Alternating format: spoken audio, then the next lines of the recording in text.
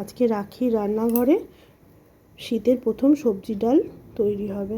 আমরা সারা বছরই সবজি পাই, কিন্তু শীতকালে সবজি দিয়ে ডাল তৈরি করার একটা আলাদাই মজা, আর খেতেও খুব ভালো হয়।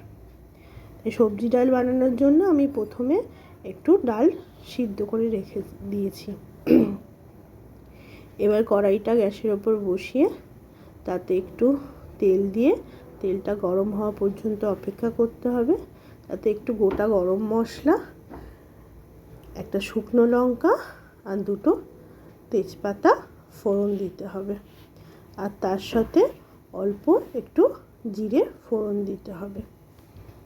তারপরে একে একে সমস্ত সবজিগুলো দিয়ে দিতে হবে।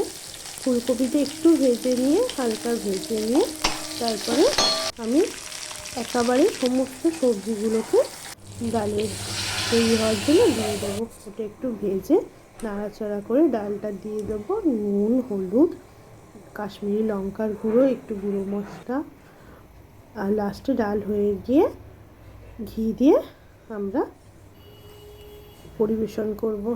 আমার শীতের সবজির ডাল রেডি হয়ে গেল। তোমরাও এভাবে বানিয়ে দেখো কেমন লাগে।